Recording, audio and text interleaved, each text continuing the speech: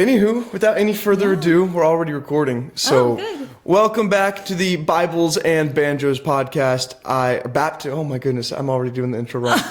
Baptisms and Banjos. I guess we could call it Bibles and Banjos. Baptisms and Banjos. I would say Banjos and Bibles. Two B's. The BBs. There's Banjos, there's Bibles, baptisms, the whole nine. Yeah. Baptisms. We got it all here. Yeah.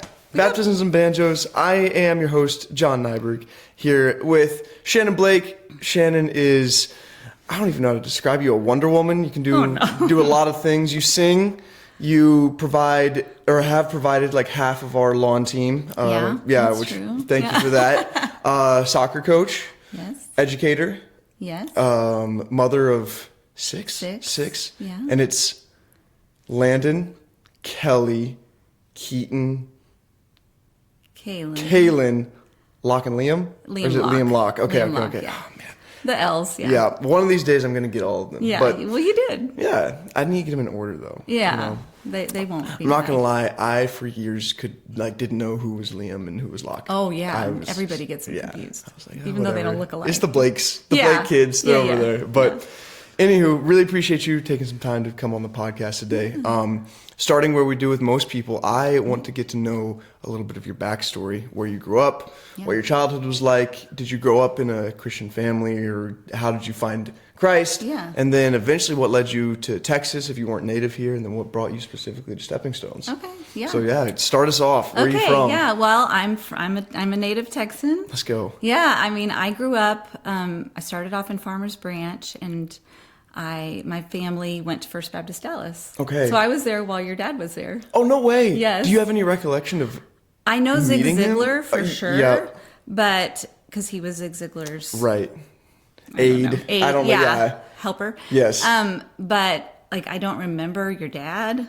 But I was like little, I think, by the time he left. Yeah. But that's pretty cool. But I will did tell not you, know that. The stories he tells make me laugh so hard because I know all the people he's talking about. Right. They actually make it. Yeah. When he tells the stories, I'm just like, oh, I know exactly. He's so funny. They're funny. So yeah, I grew up in Farmers Branch, and then we moved to Carrollton. Yep. When I was like a teenager. Okay. But what decade was this? Oh yeah. Was this so late I was 80s, born 90s? in 74. So Okay. Yeah. So 70s through 70s 90s were my. What is? Because I lived in. I'm a Gen X. Nice. Is that? I don't know what that actually means. I don't know what the generation cutoffs are. Gen X is just. I was born in 99. What would that put me? I think, aren't you a millennial? Am I? I think you are. Oh, I hate that term. But you're a great millennial. Thanks. Yeah. I guess I'll be a great millennial. Yeah, then. you definitely are. I lived in Carrollton when I first got married with Jade. Oh, you did. That was a couple years ago, and obviously Carrollton's just like a huge suburb now. Yeah. Was it that way when you were there, or was Carrollton still? It was pretty new. Okay. It was like being built. Yeah. Yeah. So. That's crazy how big the Yes. Metroplex I mean, I has remember gotten. when Plano was being built. That's because nuts. we would That's go crazy. visit. Like my parents taught Sunday school, and so we would go visit their kids in the summer, and Right. I'd be like, we have to drive to Plano. All so the way, far. yeah. And there were no trees, and everything was brand new builds. That's crazy. Wow. Yeah. If you're listening to this, please don't move to Dallas. But if you do, come to Stepping Stones Church. But Yes. we have so many people here. Every day I get stuck in traffic somewhere now, and every day I text Jade. I'm like, we have to move. Yeah. Okay, Yeah. I can't do this anymore. Yeah. I get so grumpy in traffic. They said there's 350 people moving to Collin County a day right now. Oh my gosh. Yeah. That's a lot of That's a people we lot. got to tell about Jesus. Yes, Yeah, that's yes. okay. Bring him on. We've got a We'll good take him. field. We'll take him. Yeah, I guess. Exactly, yeah. But okay, so moved to So, Carrollton when it's still Carrollton. newer. So I grew up at First Baptist. That was kind of like Home the base. constant, know, like I birthed through till I got married. Oh wow. Okay. Okay. Yes. And then I also went to Christian school.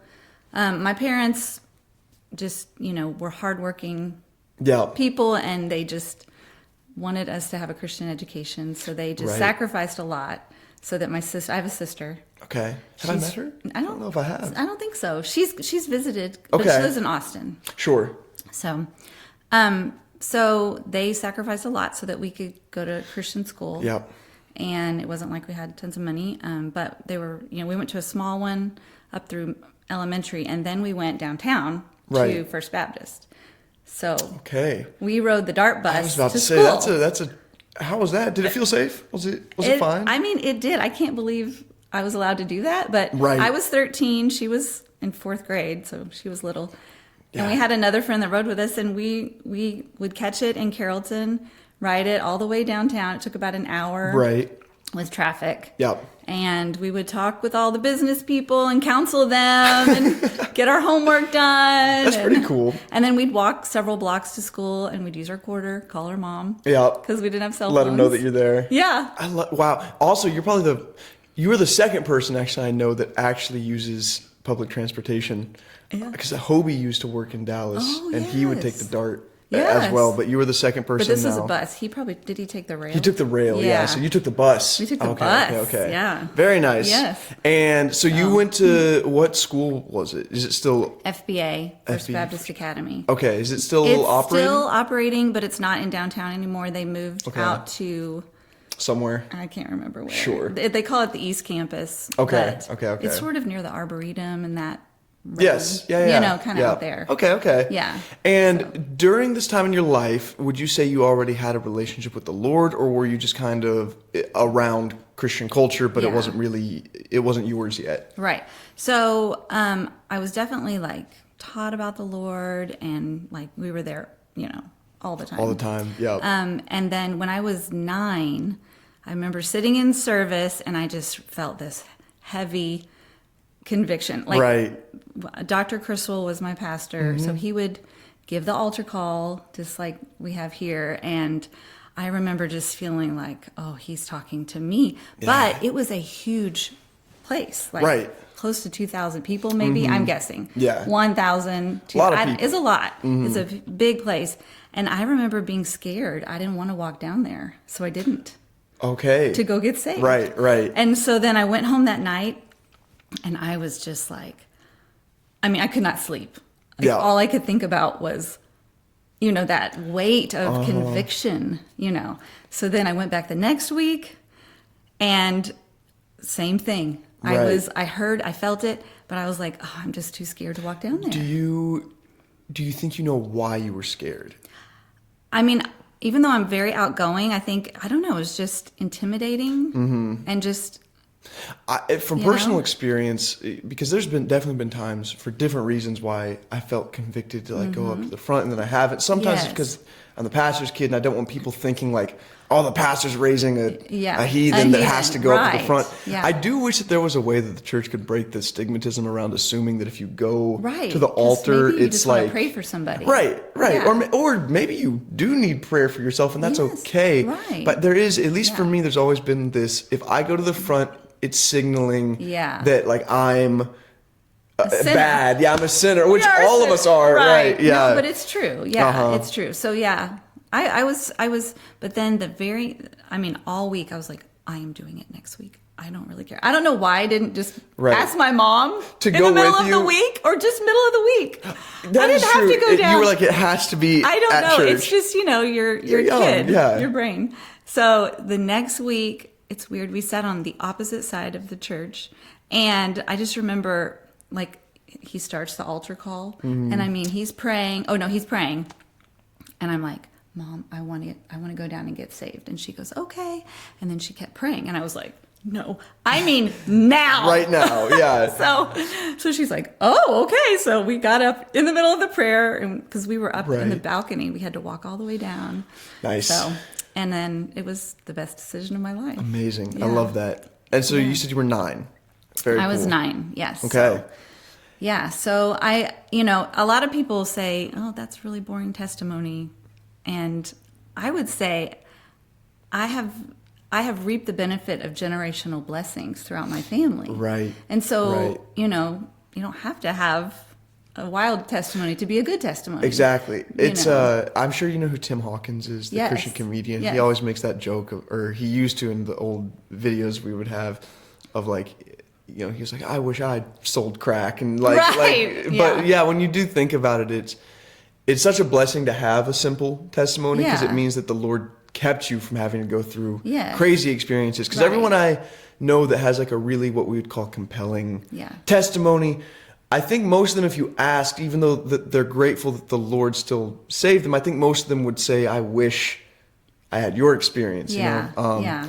But I know I had grandparents and parents for generations that have prayed. Right. And even like my mother-in-law, you know, was praying for my salvation. She didn't even know who it was yet. She was praying for you. She knew. Yeah. She wanted. Yeah. So, yeah. So. It's very cool. It's. So you would say that overall you didn't have like a,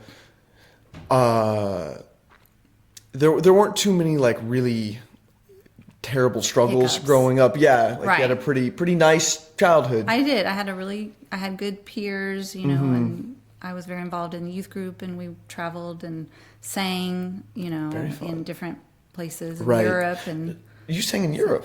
Well, I mean, we went on mission trips. Okay. In the summer, our choirs, and the first year we went to Germany. Yep. Right the year after the Berlin Wall came down. Wow. So, yeah. It's a cool piece of history. It is cool. What We was it actually like? got to knock down part of the wall. Did you actually? Yeah, so my I gosh. have part of the wall. You do? Yes, We I gotta do. tell Jade. I know. That's so cool. Yes, I did not know this. Yes, Okay. Yes.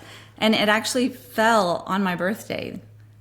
I So the should wall know came the down. date, but it's I don't. November 9th, which is in a couple days. Yeah. So Happy early I remember birthday. sitting at the table watching the Berlin Wall come down on my birthday, having Right. dinner. Yeah. And then that summer we went and helped knock down the wall. How old were you? Or what I would birthday have been was in that? ninth grade. Okay, so like maybe like 13, 14, 15, something Yeah, there? something Yeah. like that. Okay. Yeah. Did you, when you were Yeah. watching that happen, because obviously that's like a monumental piece of history, Yeah. did you understand at the time the weight of what you were watching, or was it just like, oh, cool? Like, I did, because like I'm an Olympics connoisseur? crazy buff, you know, and I remember just watching, and I mean, you heard about communism a lot back then, and so I mean, I was old enough to know what that was, and to see, you know, like hear about Nadia Comaneci, and you know, you know, people that lived in communist countries, but you would see them in prominence at the Olympics, and then you would hear about, you know, East Berlin versus West Berlin, and all those things, and so it was just kind of mind blowing, like how could someone not be able to leave their country, you know? And as much as people don't want to see the Olympics as this, it really is like a, or at least as I understand, especially during the Cold War, it was a competition of like, of communism versus capitalism, and you know, who's going to win. And obviously the United States and the free West came out on top. Yes. But that's, again, because, you know, I was born in 99, so I'm after Russia, not USSR, and I kind of missed all of that, and I'm glad I did. Right. For you growing up, and we'll bring this and tie it into today, but for you growing up, was it like, we'll call it propaganda, even though sometimes I would argue propaganda is a good thing. It just rallies people together. But was it pretty like it's us versus them, and communism is bad? And, every movie was like the communists are the bad guys. It's always the Russians are the bad guys. Yeah, back then it was the Russians. It's so I met a really cool guy in Norway who was from Russia. His name was Nico, and he was both every stereotype I'd ever thought about Russian people, but he was also like the kindest person. That's when I realized, I was like, it's not like every person in Russia is our enemy. It's more the regime or whatever. Yeah, but so that's so But interesting. also Germany won the World Cup that year, and we were in Germany when it happened. How was that? It was incredible, because if you think about West and East Germany were divided, yet that was a unifying thing that united their country. Bring them together that summer. Yeah, and we were there. I mean, the whole country. We were in Berlin, I think, and the whole country went berserk. Oh, all night I can't long. imagine. Yeah. That's so We're cool. in a prayer meeting, and I'm like, do you just hear, do y'all realize what's happening outside? You know? Like, we get to talking to the Lord's important. Yeah. Let's go experience this. Because That's back pretty then, cool. Americans weren't really into soccer. No. But I did play soccer. Okay. So you've been an early innovator. Because obviously, I was early in soccer. When I think of the Blakes, I think of the soccer program here that we do at the church. Right. Which we should plug that as well. We have a soccer ministry here. So if you're in DFW and you want your kids to learn the basics of the sport, of the great game, come to Stepping Stones. Right. But so you played soccer. Yes. Yeah. I played soccer starting when I was 9. Do you do you remember when the MLS came to being? Because that was in the 90s, wasn't it? I think so. Yeah. We it was, had it was season. the Flames at first, or not the Flames. It was the Burn. The Burn, yeah, that's right. We had season tickets. Yeah, that's amazing. We would go all the way down to the Cotton Bowl. And Is watch that when games. they would do they would do those like shootouts at the end of games? It was like that weird they format. Had like medieval. Oh yes. Where it's like if the game tied, it was like the goalies or something. I don't even remember. I remember watching a highlight of it and being like, "This is the most American soccer thing." Like dribbling shootout. Yeah. I forgot about that. That's wow. That is so American. I love it. I love it though. But I also grew up playing soccer, so I definitely have some appreciation for it. Obviously, my wife is German, and growing up, like my friends were Korean and Brazilian, so I was around it. Yes. I was listening to a different podcast yesterday. It was interesting. I'd never put two and two together before, but most American games we compete against ourselves. Like the pinnacle of American sports is like the Super Bowl or the not the World Cup, like the World Series or the Stanley Cup, but that's always like us competing against ourselves. Whereas for the rest of the world, it's like competing against everyone else. Yes. And it's even in club they have that, like Champions League. Mm-hmm. I remember Real Madrid one time was doing some sort of friendly in the area when I was at DBU, and they needed a field to practice on, and the Real Madrid was like practicing on the field. I don't remember who the big player was at the time, but I remember just sitting in the bleachers and like, oh my gosh. Really? But man, we got completely on a little soccer tangent. We can always get off. Moving back though so you grew up and like everyone, regardless of what your political affiliation, what you believe, everyone was like, communism doesn't work. Yeah. It's bad. Yeah. And it was pretty bad. Now, like 3 days ago, the mayor of New York is an open, proud. Well, he says he's a democratic socialist, but when you look at all of his policies, it's just which also I do understand that there are some key differences between socialism and communism, but it's all like left Marxist, far. Yeah. How does that make you feel as someone that grew up during an era not that long ago where everyone, regardless of who you voted for, what you believed, was like, communism doesn't work, and we saw it not work. The wall fell because communism didn't work, and everyone in East Germany hated their lives and was trying to escape. And how does that make you feel? I just think it's sad that, I mean, we had 9/11 in New York. I know. I remember when that happened. I actually went there like shortly after. Yeah. And just the patriotism and the unity in our country was so incredible. Mm-hmm. And then to see this really beautiful, fun, and back then New York City was so fun to visit. It was so safe. Right. I mean, you could walk down the streets all night and be safe. And so it's like this great city is just deceived. Right. Yeah. You can just see that deception that they've fallen into, and so it's sad. It is sad. It's very sad. Yeah, we'll be praying for New York, and of course, I mean, my prayers that that Governor-elect, what's his name, Mamdani would find Christ. I mean, that'd be the best. Absolutely. But spiritual revelation. I've been to New York a few times, never for much time. I've walked the streets a little bit, and I don't know, you still definitely understand why it's so exciting, because everywhere you go, like, the food is great. Yes. I remember I was doing a show one time on tour. I was hungry, and I was like, I'm in New York. I don't need a DoorDash. I can just walk until I find. I turned a corner, walked 20 feet, walked into a random pizza place, and got one of the best slices of pizza I've ever had in my life. Right. And like, you can't do that anywhere else. Where you walk anywhere and it's guaranteed to be good food or a unique cultural experience. For sure. But it is crazy how in the last like 12 years maybe, it's like I feel like every big exciting city in the US is just like gone. LA, terrible place to visit. San Fran. I was in San Francisco recently. It's not safe. I can't even imagine going there. I rented a car there, and they specifically were like, put everything in your trunk, because otherwise if there's anything left, it will be broken into.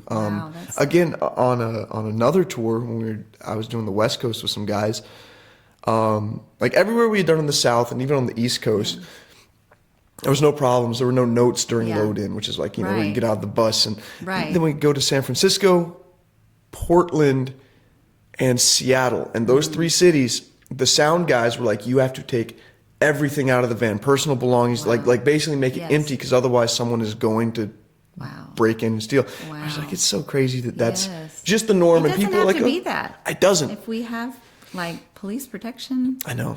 It doesn't. I think some common sense laws, that it doesn't. We some don't police actually protection, have to have that. and more Christ. in cities. Absolutely, yes, But yeah, yes. that's another thing too that I wish that, because I do see all the time like Christians, conservatives and Christians bashing these big cities and all those Yeah. places suck. But it's like, Well, there's a lack of morality, which Right. is self-control. Yes. Yeah. And our Constitution actually is, you need Go there, come self-control in on. order for it to function. Right. Because we also have to be self-willed. Right. Society, regardless of where you are, unless you live in like a complete anarchy, which I don't think exists really anywhere Right. in the world, but like it is a social contract. Like Yes. everyone has to agree to play by Right. the rules. Like and murder is bad. Right. Stealing is bad. Bad. Right. Like general things. It is crazy how like basics, things that really up until 5 years ago, 10 years Yeah. ago were like so obviously Yeah. accepted as being like stealing. Yeah. But now you go to like stores in California, and if you Yes, steal less you than can steal up to $1,000 or something, or maybe it's more. yeah, it's something like that. You can't do Yeah. anything. Right. Can't do anything about it. Yes. That's craziness. To Yes. me. But anywho, it is an interesting world we live Yeah. in, which is I mean, I think the Bible says like they will call good evil and evil good, and so Yeah. that's what we're starting to see. do you well, yeah, let me ask it this way. Do you think that the Lord is going to come back while you're still here, while your kids are still here? I know that no one knows the hour Yeah, of the day, I and I know. think it's I foolish mean- for people to say it's going to happen Yes. then.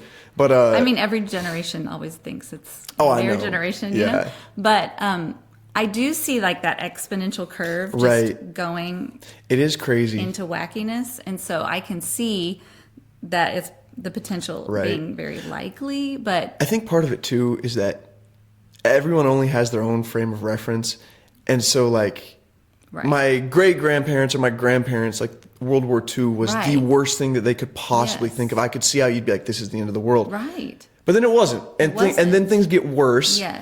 and then people are going, well, this is the worst thing that could happen, Yeah. and then it's not, and things get worse. Right. So maybe we are at the top of the exponential curve. We Yeah. could also be down at the bottom. We right. just It don't could, know. It could still get worse. Right. Like we've seen worse. So And heaven forbid it does, but it could. And the only real way to combat that is to spread the gospel. I mean, Yes. people who are truly saved are not going to be doing wacky stuff. Yes. Although by society's terms, we'd be considered wacky for That's true. saying it's weird to, be allowed to steal. I mean, the Yeah. people in California, they're like, actually, yeah. it's fine. But Right. Yeah. Yeah. So back to you though. Oh, we yeah. get to you said all the way through high school, basically till you get married. You're Yes. married. What was after high school for you? So I went to college. I went to Baylor. Very nice. Go Bears. Yeah, go Bears. Yeah. My parents and my grandfather were Baylor Bears, and I Okay. didn't even apply anywhere else. That's where you're going. I just didn't even consider. That's a good school, I'm gonna is go it to not? Baylor. Yeah, no, Yeah. It's good. I really wanted it to be more Christian, and it Right, because wasn't. at one point it was Baylor Baptist It is University, still or it still Baptist. technically It is. is. But that's like TCU is Texas Christian Yes. University, but it's not. Yes, but Yeah. I went to a Baptist school, and I didn't need Baptist, but I wanted it to be Christian, and Right. there were parts of it that were, but there were a lot of it How? that wasn't. What years would this have been? If you So like 90, I graduated in 97, so 93 to 97. Okay. Yeah, so So we're talking like 30 years ago yeah, now. Oh my goodness. Yeah, isn't that crazy? Sorry, I didn't mean to date No, you I don't care at live all. on air, but I don't care. No. Yeah. So it was just. I just remember like we would have chapel, but it wasn't. It was more like guest speaker. Sometimes politics.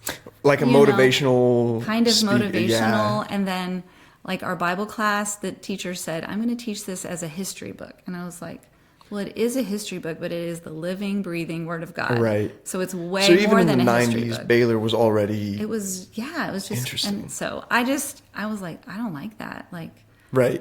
that's not why I came to a Christian school. Right. So Interesting. but I did meet great people there. Yes. Did you meet your husband? Yes, Okay. that's Okay. where- Tell me that story. Okay, so he's 3.5 years older than me. He was an RA at Baylor. Okay. And so I'm listening. I became an RA my sophomore year, and so we met during that process. Okay. Yeah. Yeah. So the new RAs have to come a week early and be trained, and he was one of the older RAs, and Okay. they do sort of like little training lessons. Right. You know, and the final thing is you have to go into, it's kind of like a situation room, and the old RAs are acting out a situation, and the new RAs are solving the problem and being graded on it. And my situation was these two girls were hiding a boy in their room, and I had to go diffuse the situation. Right. Well, Jason was the boy being hidden in the room. That's my husband. And so the girls are acting all spazzy, and I come in spazzy with them. Right. You know, and he's just listening to this girl, and I kind of took over the room, evidently. And which you can do. You've got a bubbly personality. I'm a little bit excited. And so they were trying to distract me, and I was like, oh no, let's just, focus over here. And there was a bed with a bunch of pillows on it. I was like, and you're not allowed to touch their things. Okay. So I was like, oh, look at that adorable pillow. Will you hand it to me? And so she's like, oh no, I think it's cute right there. And I was like, oh, but I really want to see it. And so she's like, okay. And she gives it to me. Well, she pulls the pillow up, and all I can see is a butt. Right. But I'm like, oh my goodness, there is a butt there. Right. Anyway, so I'm like, I wonder if there's a body there too, Anyway, I ended up finding Jason, and he was like, whoa, she's really interesting. So she's really good at finding. She just kind of took over. And so anyway. It was over. It was over. Love at first sight. We hung out for 2 years at Baylor. And he graduated. I was still there, but we started dating and then got... The rest is history. Engaged and married. It's amazing. And have you guys lived in Texas this whole time? We have, yes. He's from Kansas. Right. But he came here because there was more job opportunities here. Sure. So that seems to be the trend here in Texas. I know. So he found a job. Great place to be. Stayed. Yeah. Okay, so now let's talk a little bit, because again, we've kind of been talking about your life story, but also just the craziness of the world and how everything seems to just be trending up, in the sense of up being worse. I guess we could also say it's exponentially trending down. Yeah. You have quite a few kids. Yes. More than most families. Yes. Thank you for doing your part. Because what you're supposed, in order to keep the curve, is it like? It's like a pyramid or something where you're supposed to have 2.5 kids. Thank you for doing more than that. A couple families. You picked up the slack for a couple others, myself included. My wife and I need to get on the train excited. soon. We can't wait. Yeah, but all that being said, what was, and again, I kind of want to go into a little bit of depth with you over just what the parenting process is like. Things that if people are listening or thinking about having kids or have young ones, things that you wish you had done different, things that you are really glad you did. Yeah. How long were you and Jason married before you guys decided it was time to? Yeah. It was actually 4 years, which is kind of a long time. Jade and I are coming up on 4 years, and we're definitely, we have the itch. We need to have kids. I became a soccer coach, so I was coaching at Marcus High School in Flower Mound. I was very nice. The girls coach there, and I was coaching club, and Jason was just working, and he's like, we're going to travel, we're going to do all the fun things before we have kids. So we did. We traveled, and we went to Europe, and, we did as much as we could. And then, we were both ready to settle down. Kids. Yeah. Settle down. Right. I probably would have had kids immediately, but it was fun. We had a lot of fun. Sure. So, we had our first, and, he was adorable. Yep. And we just kept going. And I was in a Bible study with a bunch of young moms. Mm-hmm. And it was right when I had my first kid. Right. And it was so neat. We would meet every week, and we were all in the same life stage, and we all read through the Bible together in a year. Okay. And it really helped us grow in the Lord, because even though we'd read the Bible, but just to read it, together and discuss it. Right. It just really helped our faith. There's something to say about intentionally deciding to read the entire Bible in a short, a year's a good bit of time, but it's because you're it gives more context. Yes. Yeah. And we read it chronologically. Okay. So I guess you would have read Job right after Genesis. Yes. Something like that. Yeah. Okay. Yeah. And it just helped me go, even though I'd been in Christian school my whole life, it just really helped me. Oh, okay. That's where that king fits in. Right. And just the timeline of Israel and, you know, and then there's this big gap between Israel and then, you know, Jesus coming. And you feel that like, what happened? Where are you, Holy Spirit? Yes, you know, you actually feel it because you feel like you're living it with them. And like, oh, where is God? Where is Jesus? And then he comes on the scene, and then in the biggest way possible yes. too.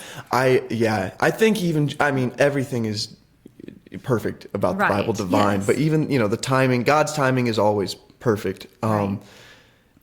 I felt the same way the first time I kind of understood that, like, oh, there was a big gap when Jesus, or not Jesus, but God just kind of went silent, and everything kind of just got bad. Right.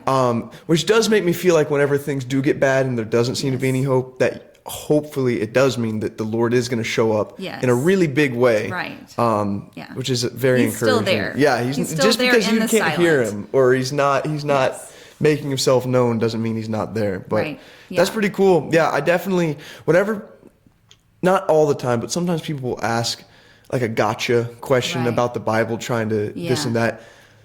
Oftentimes when they ask that, it's pretty clear. I'm like, you've never read the whole Bible, have you? A lot of times I hear questions, like even at MBS, about like, why is if God is, you know, all just, like, why is he so much meaner in the Old Testament than the New Testament? I'm like, have you ever read the whole Bible? Like, do you, but if mercy is great. Right. Yes. But that's super cool. Yes. So you would say then that, when Landon, firstborn, good friend of mine, just got married last weekend. Congratulations, Landon, if you're watching this. Happy for you and Piper. But yeah, so would you say that time in the Word, along with having a kid, was like a catalyst to bring you closer to the Lord? Yes. I mean, I was already walking with the Lord, but it definitely ignited a much deeper relationship. Yeah. And I often would read even out loud to Landon. Yeah. Even when he was in my womb, because, you know, they're a soul. They have a soul, and they can hear. And so that was something that I would say, if you're a parent, read the scripture out loud to your kids. Even if you think they don't understand, their spirit can understand. Right. So you're speaking to their spirit. That's beautiful. Because they have a soul. So, so I would, you know, read that, and then we had another kid and another kid and another, and coming, you know. So, but I would say when Landon was 3, these same group of friends that I did Bible study with. Well, okay, I lived in Frisco at the time. Yes. And Frisco was the highest birth rate in the nation. Wow, okay. So our church was exploding with babies. I mean, like 100 one-year-olds. Oh my gosh. Wow, I thought we had a lot here. I know, it was a lot. So, but the trend back then was that moms would camp out overnight in order to get their kid into preschool. Okay. When they were 2. Okay. And I was like, that is insane. Right. Like, first of all, why would you want to get rid of this precious little kiddo? I'm having so much fun, you know. And why in the world would I camp out overnight like I'm going to a rock concert? Right. To get into preschool. Like, that's ridiculous. So my group of friends, we decided, why don't we do preschool together? Okay. Because we're already, you know, walking together, running together, doing all sorts of fun things. And so we're like, that's a great idea. None of us wanted to do the, you know. Right. So we decided that one day a week we would all get together and everybody would teach different things and we would do preschool together. Amazing. And like unofficial homeschool. We weren't trying to homeschool. That's just what we were doing. Right. You know. And we also like being together, you know. Sure. So our first one, we went a little bit overzealous. We actually had like subjects, and they're like, they're 2 and 3. Right. You know? Just like, let them have fun. It was too much. Figure out some words. My mom and her best friend were a preschool teacher for 13 years. And so we're like, we have no idea what we're doing. We all come teach us about preschoolers. Okay. Yeah. You know? Yeah. So then we started making it more, you know, like developmental, like what preschoolers need to do, coloring, or, you know, a lot of tactile things, because kids need sensory stuff, you know. So, so that's what we did for many, many years together. So then one of them had an older child that was going to go into kindergarten. Okay. And we're all like, well, this is when it gets real. Like, right. This is like, this was fun school, but now kindergarten is like at school. It's real school. Right. And so we were like, is she going to do it? Is she going to homeschool, or is she going to, right. put the kid in school? And she's like, well, okay, I think we're going to homeschool. We're like, okay, we'll see how it goes, So she did it. And then,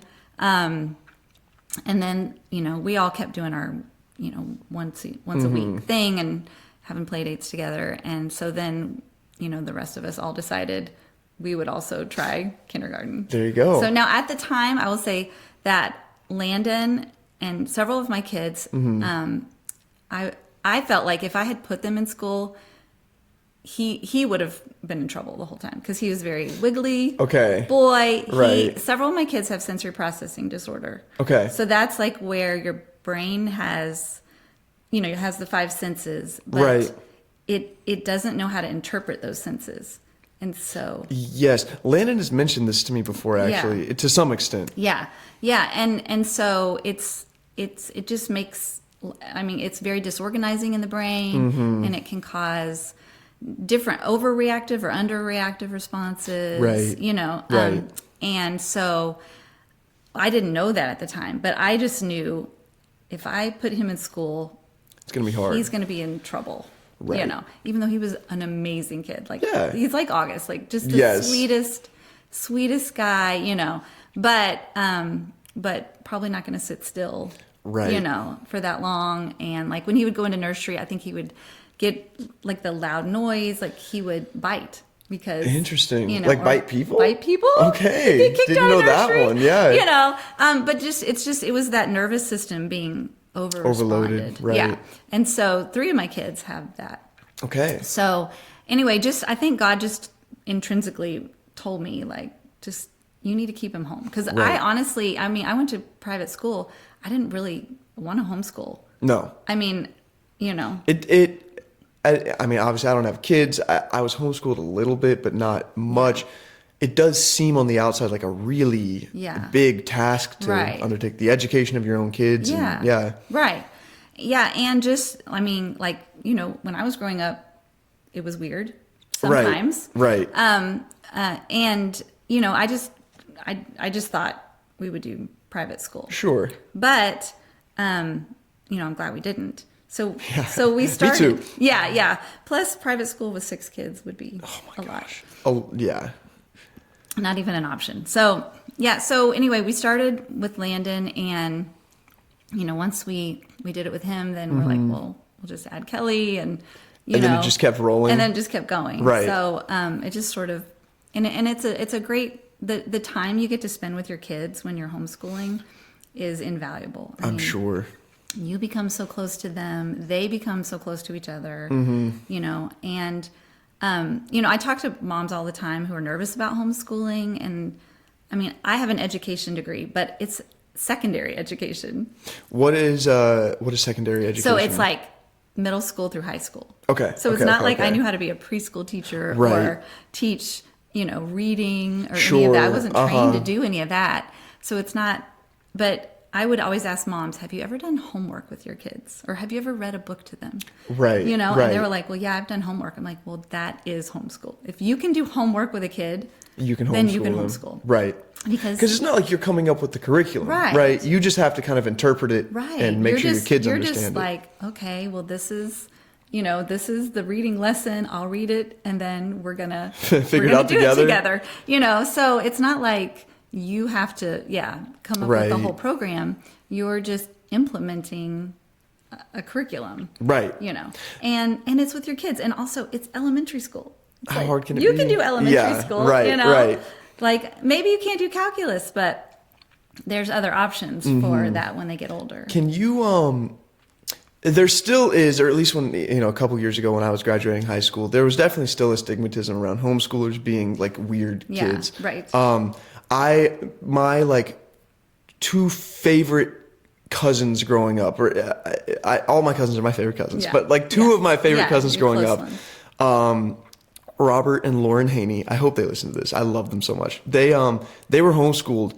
They were the coolest people I'd ever met. Like so intelligent, so much like more well adjusted to social settings than anyone else their age. And I looked up to Robert a lot. He was a couple years older than me. He spent some time at Criswell College, actually, and he came to Stepping Stones years and years and years ago.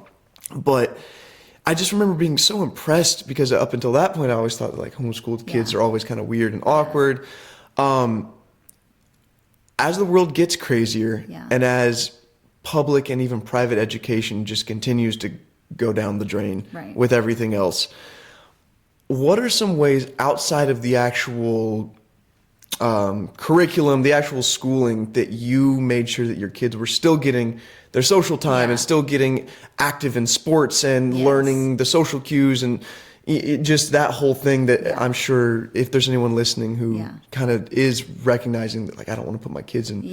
You don't have to just be isolated. Right. So what did that look like for you and your family? And I'm sure it changed as you figured things out and as more kids came along. Right. So when it was little, we had our little homeschool group, and we would go on field trips all the time. So they're interacting with people out in the community. We're going to the library, we're doing all sorts of everything we can think of, to get them out in the community, going to the grocery store.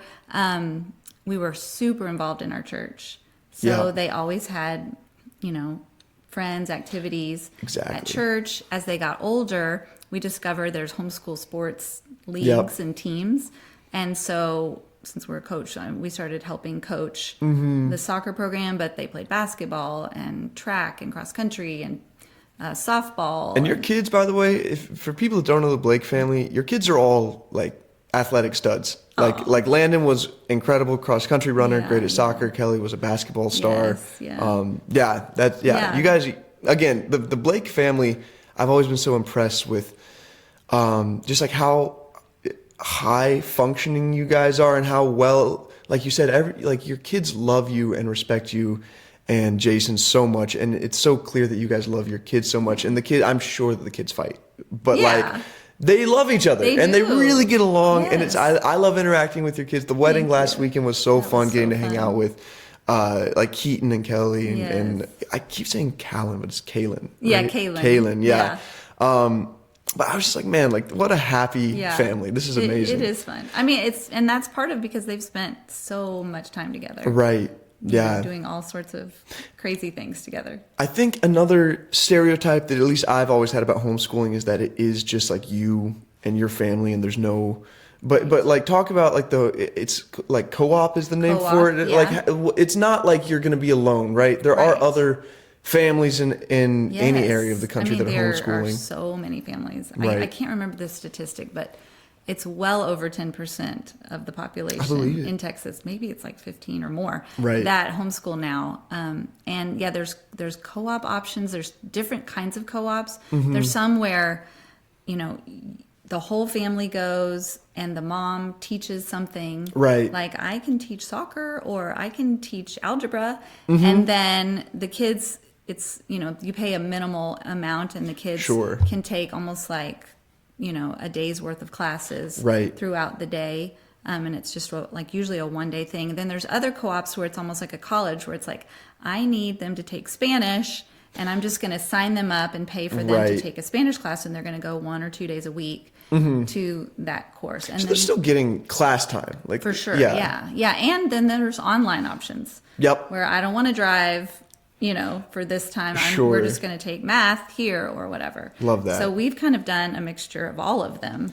Does so it really does sound like homeschooling allows for the most specific. Do you think that?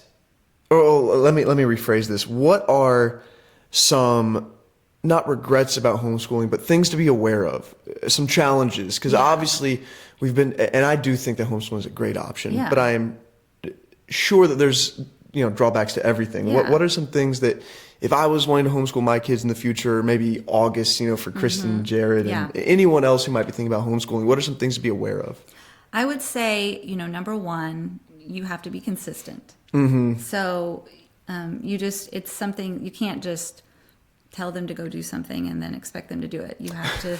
You have to invest in it. Right. I have a friend who is a single mom who's a accountant, and you know what their schedule is like. Oh, yes. And she still finds a way to homeschool her kids in the evenings.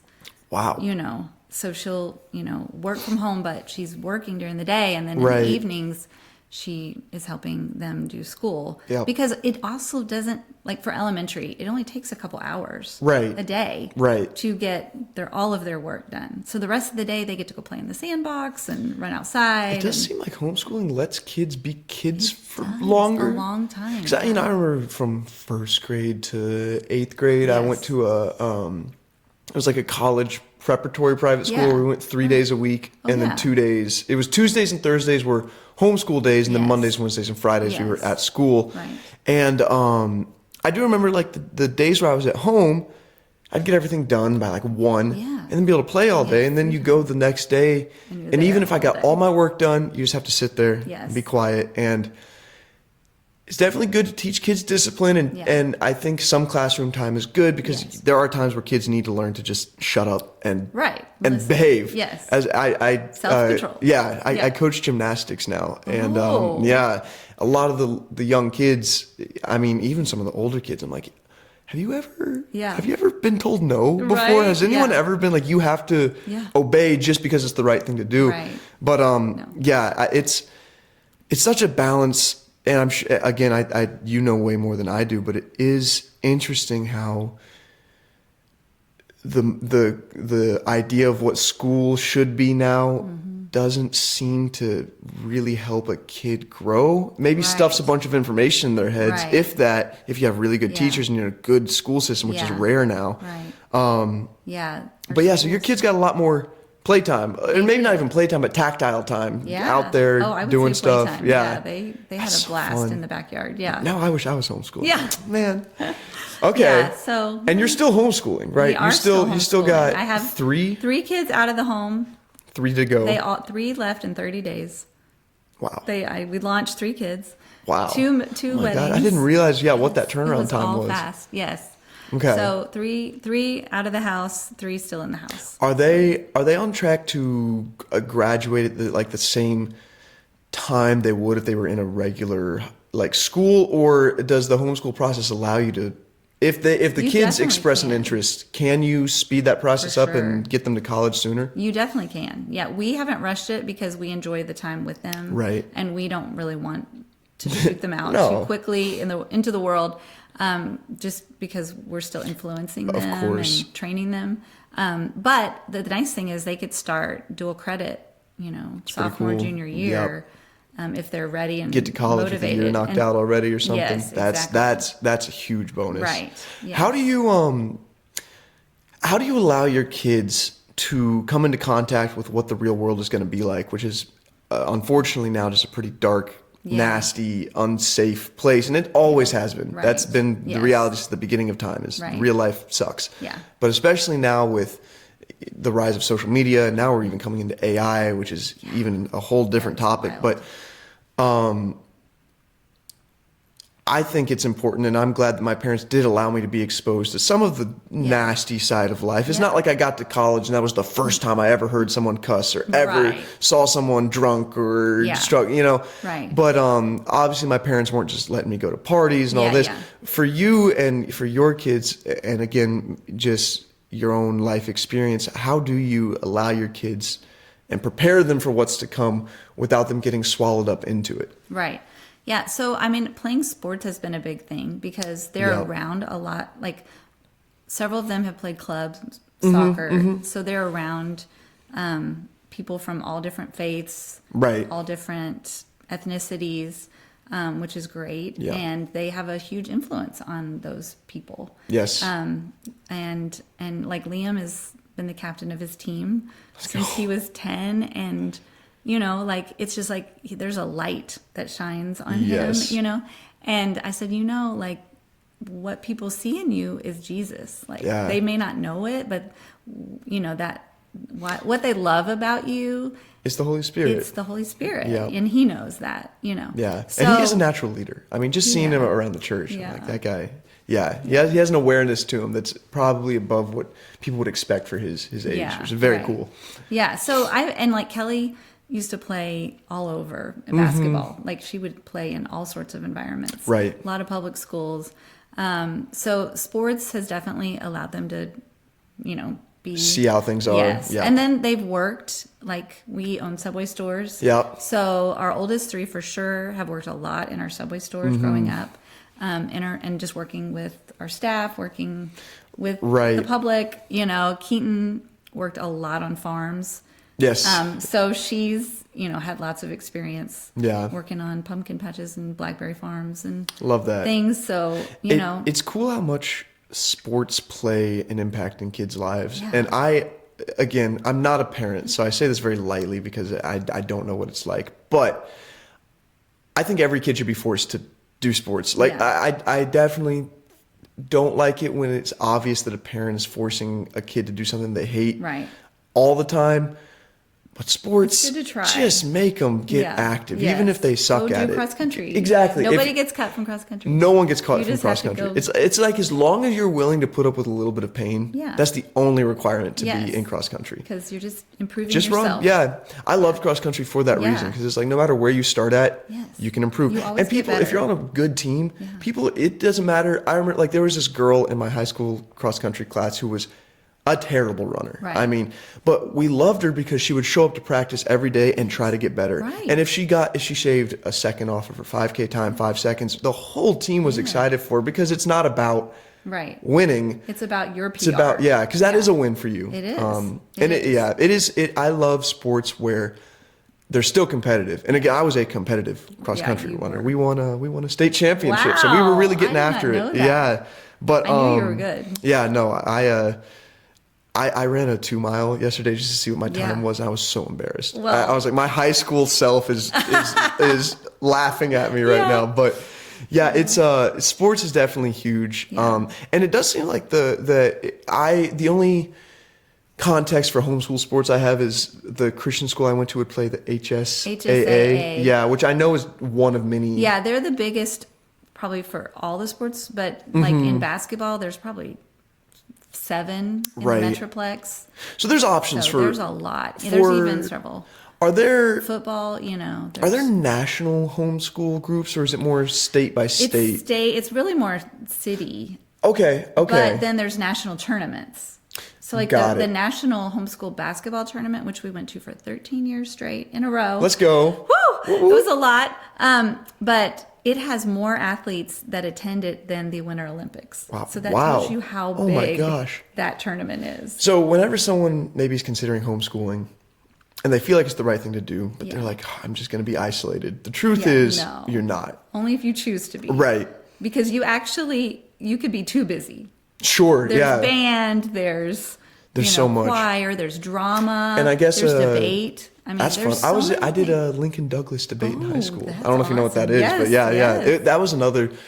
I am so glad that my parents did push me to do intellectual things, because again, and I don't really think you have that problem homeschooling as much, but when you go to a school where there's societal pressures of kids around you, you don't want to do the quote unquote lame things because you don't want to be the nerd. Yes. But I guess if you're homeschooled, maybe that's not quite. They don't even know what the nerd is. Right. They really. I mean, they do sort of, but not really. Yeah, they know the caricature, but it's not in their face. But I'm so glad that my parents were like, do whatever you want. I'm so sure yeah, it helped you in your career. Oh, it's been great. Yeah, I win every argument. Not actually. Yeah, there you go. No, that's really cool. Thank you for kind of letting me pick your brain a little bit about homeschooling. Absolutely. It's definitely what my wife and I want to do when we have kids. I know Chris and Jared have been talking about what they're going to do, and hopefully people listening to this also. Yeah, it's a great option. Our church is having a lot of kids, if you haven't noticed. So I think we should start a co-op here at the church. That we should would be awesome. We should or a little. I don't know. Start a little young moms. Come on. Co-op. I mean, that's how we started. It's fun.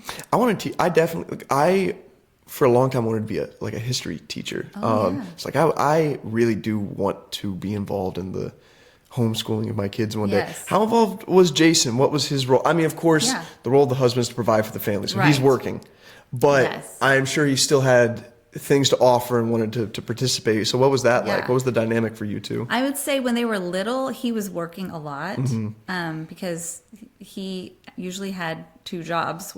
He worked for Subway corporate, but then also we owned stores. So he was very busy. But Jason's the kind of dad where if he's doing something, he always brings the kids along. Yep. So like when we had rental houses a long time ago, they would go with kids him, are renovating. and he would help them. They would learn how to, whatever. Yes. Even when they're very little. Oh, yeah. So Jason has he's a great dad, and he's just always brought them along to do whatever. Like if he's going to go, change a tire, they're going to go change a tire. Yeah. So I wouldn't say academically he participated a lot just Sure. because we would be done by the time he got home.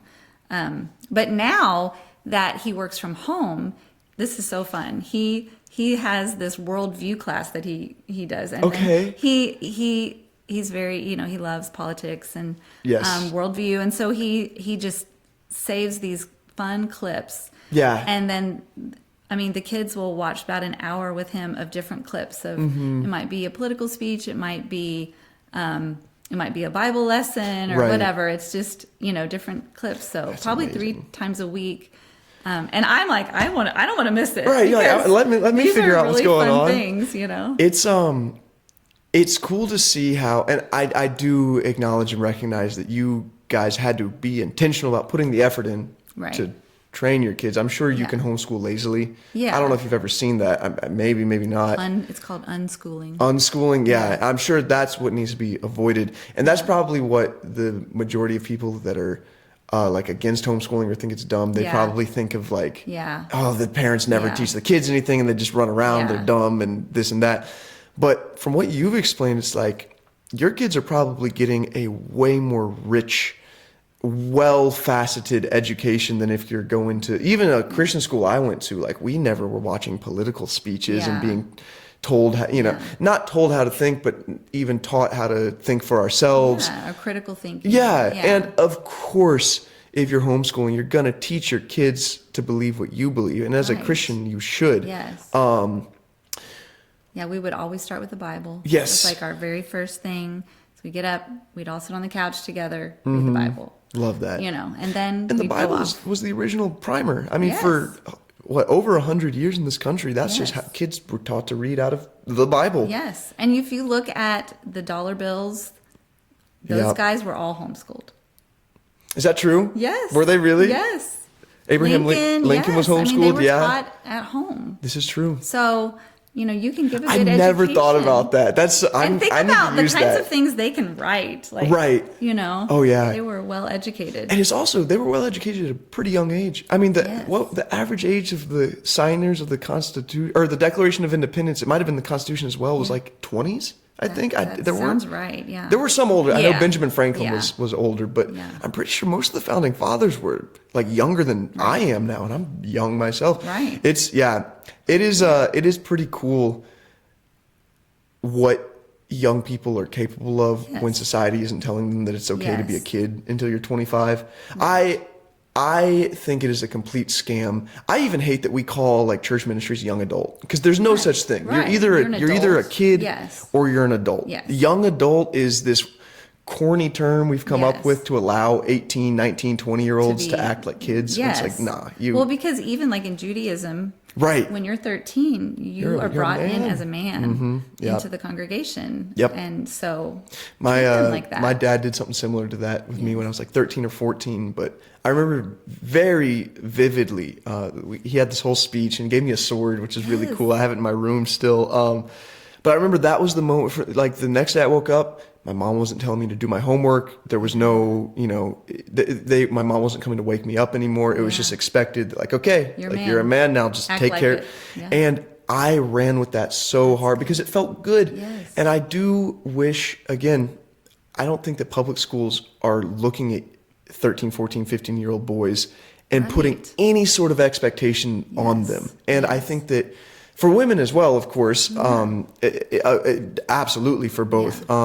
But again, like leadership in your community or, just it's crazy to me. And again, also just looking at like gymnastics now and like, I'll tell like one of the few boys that will come to class, like, hey, we're going to let the ladies go first. And they'll look at me as if they've never heard that before. And I'm like, come on, like this is basic stuff. It's not, it is crazy how far from like a good education we've fallen. I don't know.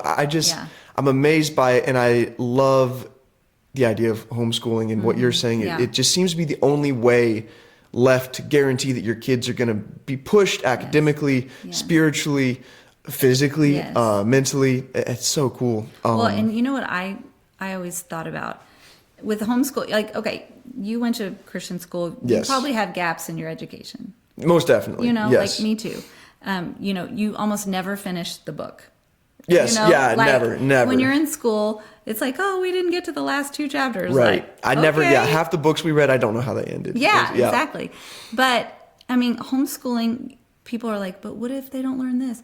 Okay, they may have a few gaps in their education, but are they learning how to learn?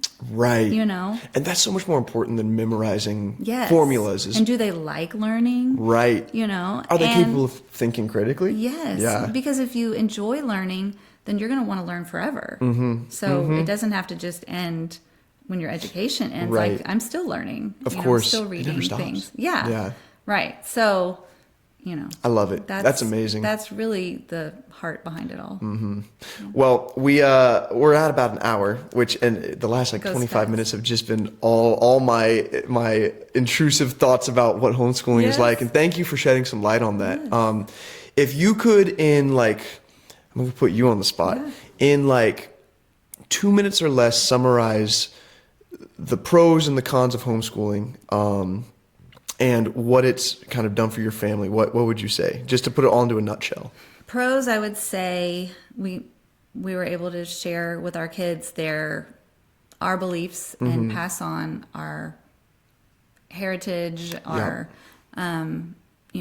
faith to them. I would say number one. Yes. That's it. Yes. Because to me, if you learn nothing in my home, but you learn to read and love the Lord and read the Bible, then success. You're good. Success. Yes. So I want you to learn everything. I don't want you to not be able to go to college or whatever. But if I do that, then I've been successful. I love it. So, a con would just be that as a mom, that it's a job. You're working, you're with them. Sometimes you might need alone time. Do you get alone time?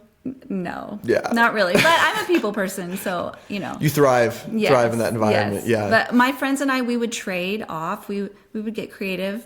My sister-in-laws call it Freedom Thursday. There you go. Where, you trade with a friend and she would take your kids for a half a day or whatever.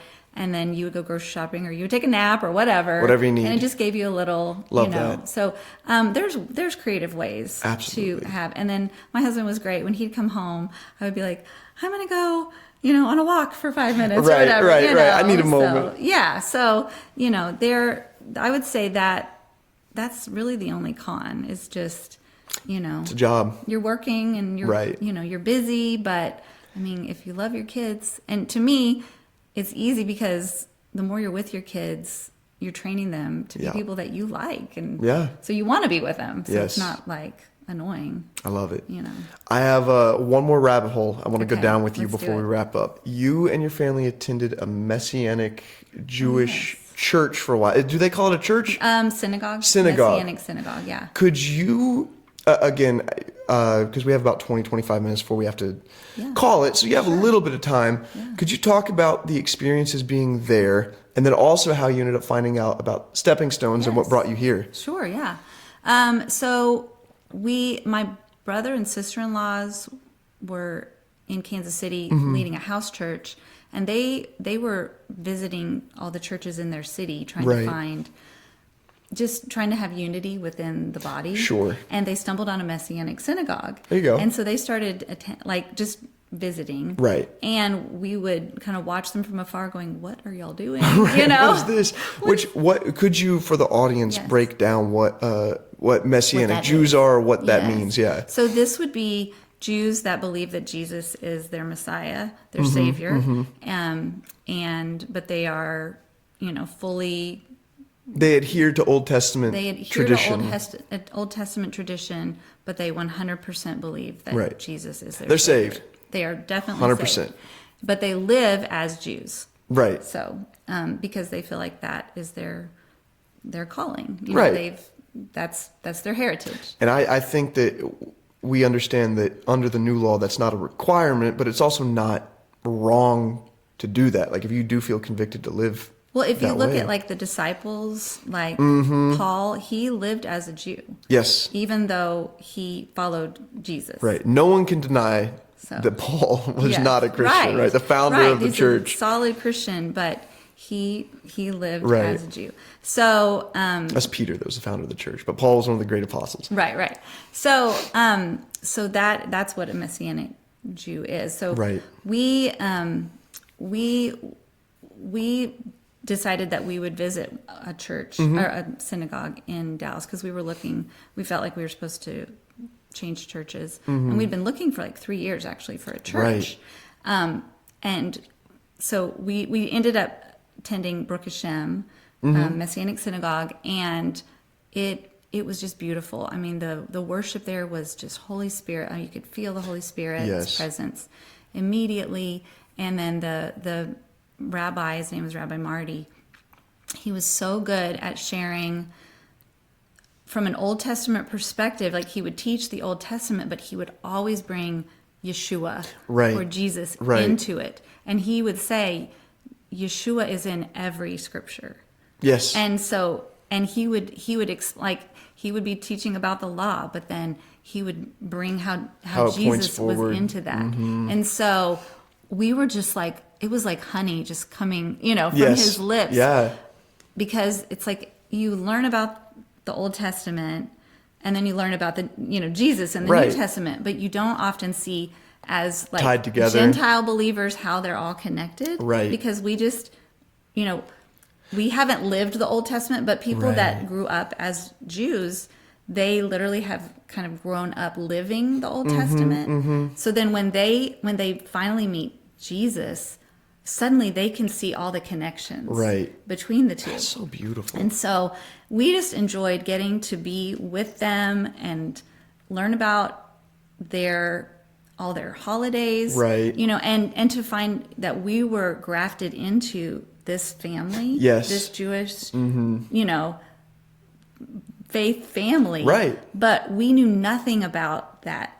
We knew nothing about the holidays. We knew nothing about like the family that as Gentiles believers we're grafted into. It's like we're not Jews, we're fully Gentile, but we're welcomed into that spiritual heritage of a family. So beautiful that you put it that way, because a lot of people now, a lot of well-meaning Christians think that we replaced that family. The Gentiles are now God's chosen people, and that.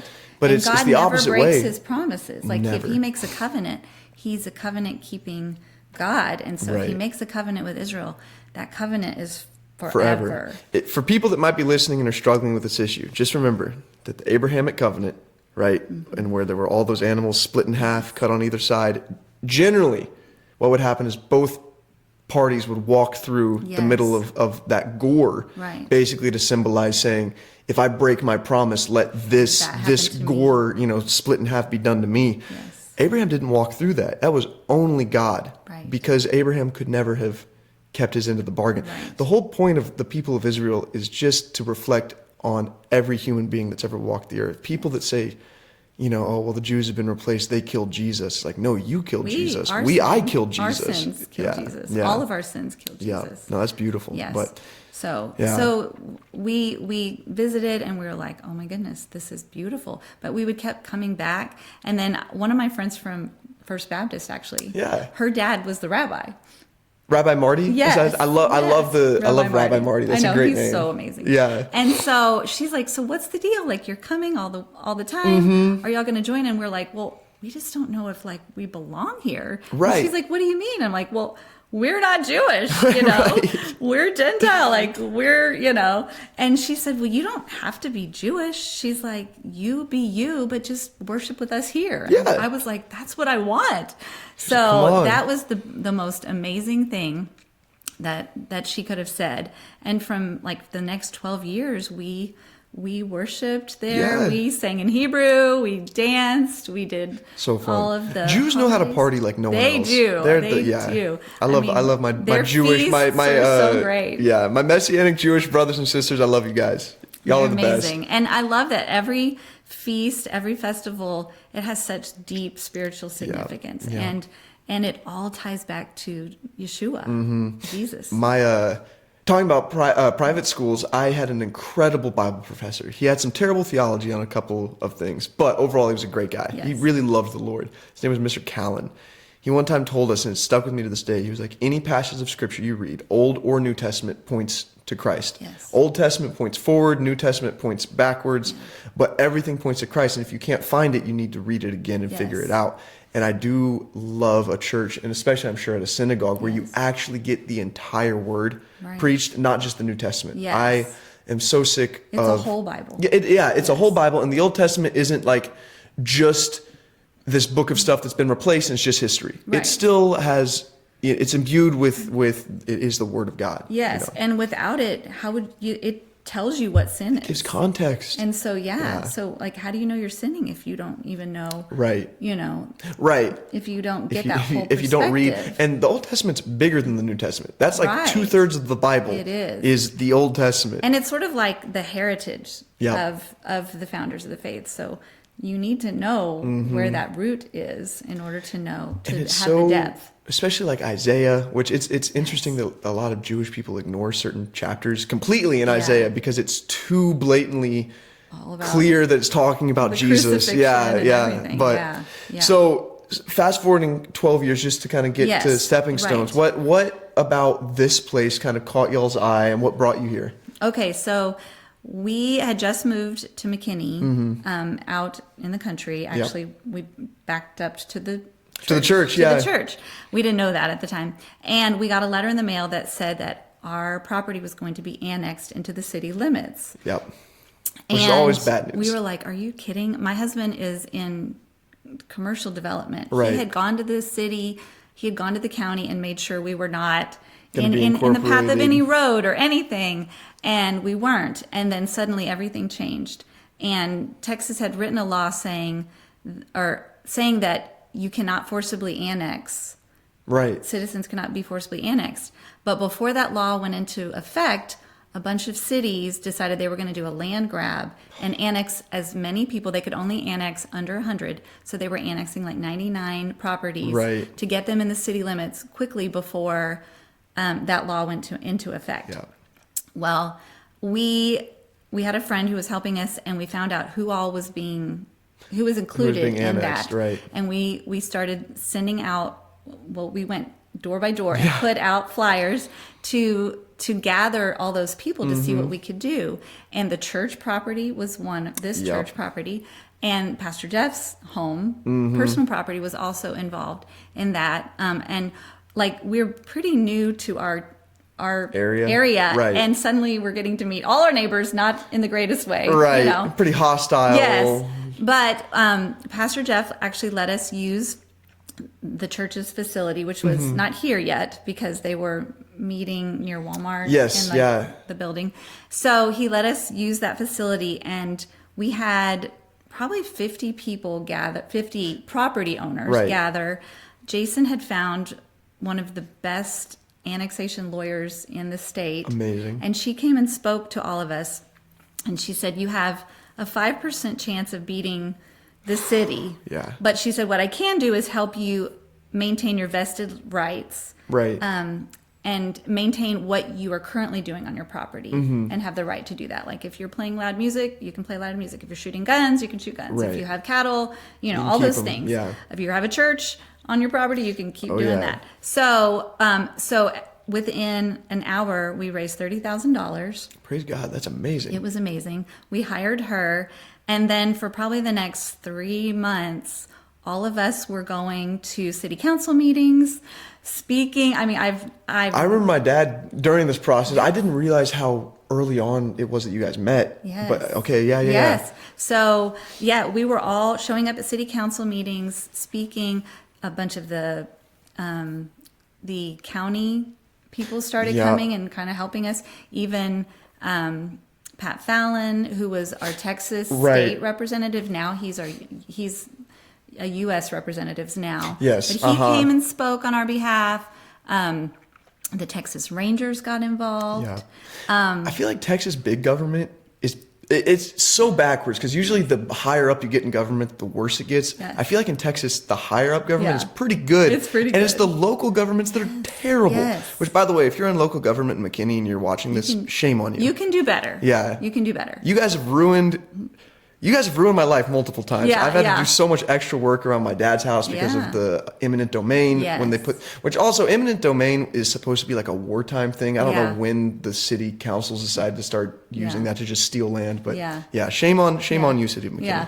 Well, yeah. So one of the neat stories from that whole episode is I had a friend who she said, I want to come pray with you over your land. So she would come once a week and pray on our land. Mm-hmm. Well, we decided that week we were going to pray over where our meeting was going to be. Right. And instead of the meeting being in McKinney City Hall, it was under construction. They had to do it in Collin counties. So it was almost like they were moving to our turf. Yeah. So we got up early and we like 7 times circled the county and the county facility, prayed around it. We prayed over the doors. We prayed over the corners. Like we just prayed that meeting was just going to be spirit filled. And that meeting, your dad, you got 30 minutes to speak. Okay.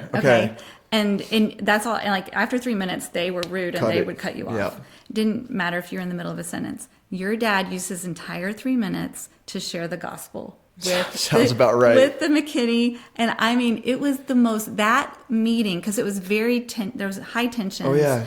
Like the mayor was saying not very nice things about us. Like we're freeloaders because we drive on the city streets and we use the library. I can't stand the mayor of McKinney. By the way, didn't he? Is he gone? He's gone now. The ex-mayor of McKinney. Yeah. So anyway, but we're like, but we also buy things in your city, right? So and do you want us to stop taxes doing that? and yeah. Anyway, but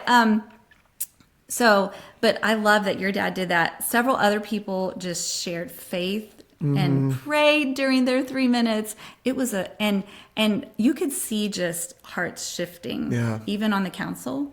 And so anyway, that was a very neat moment. And that's the first time I really noticed your dad. Sure. I think either your dad or mom came over to sign papers once, but and they were building the church here. Yes, So they invited us to come and write scripture, but we never made it because we were so busy. Oh, of course. We did later when we joined, but I wish we had, for that original chapel. But I also had little kids still at the time. Right. Like I remember when you joined the church. Yeah. The two youngest were like babies. They were little. Yeah. Yeah. So anyway, it was just an interesting time. But we ended up fast forwarding.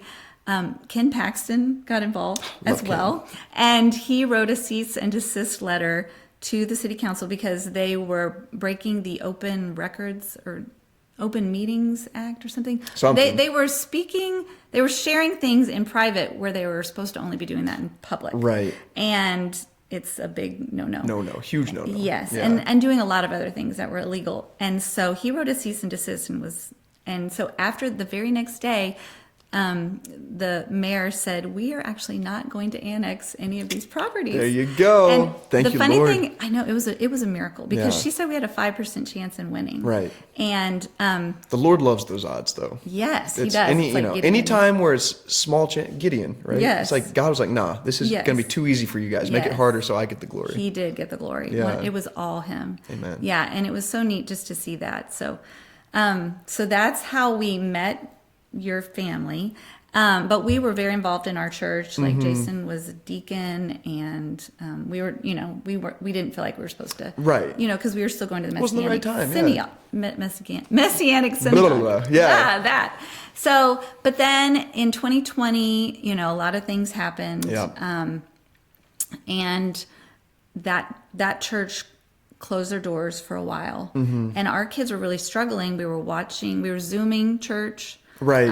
And it was good for a short while, but our kids were like, I could tell they needed to be in person. In person, right. They needed to have soul-to-soul connection. Ecclesia. Yes. Yeah. Bad. And so my parents had moved to this area. Right. And we were like, well, we know the first church you should go visit. Yeah. And so we brought them to Stepping Stones, and I think they joined like the next week. Yeah. And so we knew they were going, and y'all were having outdoor church at the time. Drive-in services. Yes. And we could hear y'all from our property. Oh, lovely. So we would be, because our church would be on a Saturday, so on Sundays we were free. So Right. Sundays we're out working outside, and we can hear worship Yep. from y'all's church, and we could hear the holy honks. Yep. All the Yep. fun things.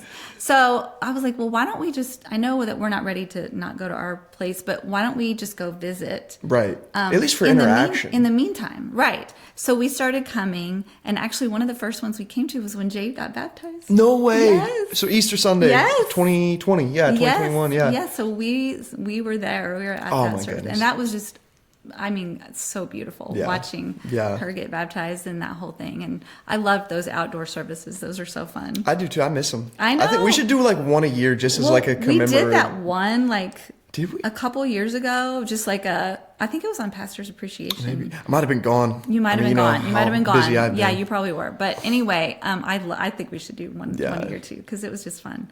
So, but then we were coming, and then Pastor Jeff's like, so what's going on, guys? Right, right. What's the move? And we're like, well, we're really involved here, but Yeah.